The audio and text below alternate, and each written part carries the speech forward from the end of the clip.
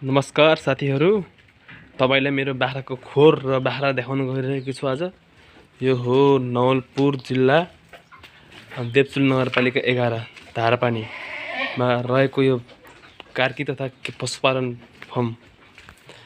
यो मेरो बाख्राको फर्ममा तपाईहरुलाई आज मैले बाख्रा र खोर व्यवस्थापन कस्तो छ भन्ने कुरा सबै कुरा देखाउन गइरहेको छु। ल हेर्नु साथीहरू, यो सेक्सन भनेको हाम्रो सबै यो ब्याउनी माउहरू र भर्खर ब्याएका माउहरूको सेक्सन हो। यहाँ चाहिँ करिब हाम्रो 15 देखि 20 वटा माउहरू अट्छन्। अहिले करिब यहाँ 10 वटा माउहरूलाई मैले राखेको छु। यहाँ सबै यो ब्याउनी माउहरू हुन् साथीहरू, सबै यिनीहरू ब्याउनी हो। यो अब 1 महिना 2 महिना भित्र सबै यो डेलिभरी हुने माउहरू हुन्। सबै यो जमुनापारी र खरी जातका अनि सिन्धाल जातका बाख्राहरू छन्। यो चाहिँ बाहिर कम्पनी गरेको जग्गा चाहिँ यहाँ चाहिँ सानसाना पाठापाटीहरूलाई खेल्ने ठाउँहरू हो, यो उफ्रिने ठाउँहरू हो। यहाँ चाहिँ पाठापाटीलाई घाँसहरू हालिन्छ। हेर्नुहोस्, हेर्नु साथीहरू, यो चाहिँ हाम्रो यतापट्टिको सेक्सन रहेको छ। यो अलिक ठुला बोका र सानसाना पाठापाटीहरू जुन माउबाट दुध छोडिएका हुन्छ नि सर, त्यस्तै पाठापाटीहरू चाहिँ यहाँ राखिन्छ हामीले। यहाँ चाहिँ 6-7 वटा कोठा छ। यहाँ चाहिँ पाठापाटीहरूको सेक्सन, यो कोठा यहाँ चाहिँ खसीहरू एउटा कोठामा, सानसानो बोकाहरू एउटा कोठामा, छुट्टै डिपार्ट छ। यहाँ चाहिँ साथीहरूलाई हेर्नुहोस्,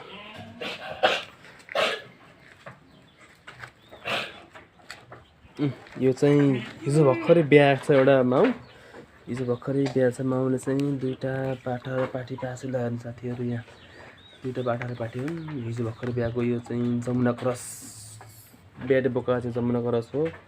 यो चाहिँ खरीकै नस्लको बाख्रा हो सर। हेर्नुहोस्, सब हेर्नुहोस्।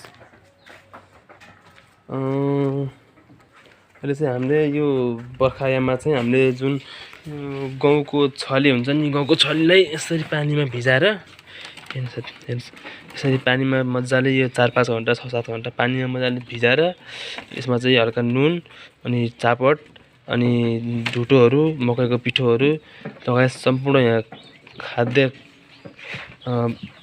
ढुटोहरू सबै कुरा यहाँ मिसाएर यहाँ दिएका छौँ। यसो उनीहरूले बाख्राहरू मजाले खान्छन्। हेर्नुहोस्, चाहिँ मजाले यस्तरी बुझो हाल्छन् कि खुब स्वादले खान्छन्। हेर्नुहोस् है, धर्छस्, हेर्नुहोस् सबै त्यही खाएर टन्नहरू बसेका छन्। हेर्नुहोस् साथीहरू, हेर्नुहोस्, यदि तपाईहरूले पनि बाख्रा पाल्ने सोचमा हुनुहुन्छ भने सुरुमा सानो लगानीबाट 3-4 वटा 5 वटा 10 वटा जति बाख्राबाट सुरु गर्नु होला। मैले पनि करिब आजभन्दा 2 वर्ष अगाडि 4 वटा माउ र एउटा सानो पाठोबाट सुरु गरेको। अनि मेरो लगभग 70 वटा बाख्रा छन्। यहाँ चाहिँ लगभग 50-55 वटा छन् यो खोरमा चाहिँ। अनि उता मेरो घर पछाडि पनि 2टा खोर छ, त्यहाँ पनि लगभग 20-22 वटा बाख्रा छन् साथीहरू। त्यही हो, आत्तिनु हुन्न। सुरुमा चाहिँ सानो लगानीबाट थोरैबाट अनुभव लिनको लागि काम गर्नुपर्छ। अनि त्यहाँबाट अलिक पछि बढाउँदै जाने हो, नआत्तिकन होप्लेस नभइकन। यसमा चाहिँ आम्दानी अलिक ढिलो हुन्छ। तपाईहरूले फेरि सोच्नु होला कि बाख्रा खोर सुरु गर्ने कि बाख्रा पालन सुरु गर्ने बित्तिकै 1-2 महिनामा आम्दानी हुन्छ, पैसा लाखौँ कमाउन सक्छ भने त्यो चाहिँ नसोच्नु होला। तपाईँको करिब यो 2 वर्षसम्म त 1 रुपियाँ पनि आम्दानी हुनेछ। त्यहाँबाट अलि पछि 2 वर्षपछि बल्ल चाहिँ तपाईँलाई अलिअलि पैसा आउँछ, पैसा दिन सक्नुहुन्छ। म पनि पहिला साउदी, कतार, दुबई 6-7 वर्ष विदेश गएर आएको मान्छे हो। अहिले चाहिँ नेपालमै बाख्रा पालन भनेर सुरु गरेको छु। कस्तो लाग्यो मेरो यो भिडियो? हजुरहरूले यो मेरो राजन कार्की च्यानलमा चाहिँ सब्सक्राइब चाहिँ गर्नु होला है। हस्, थ्याङ्क यू।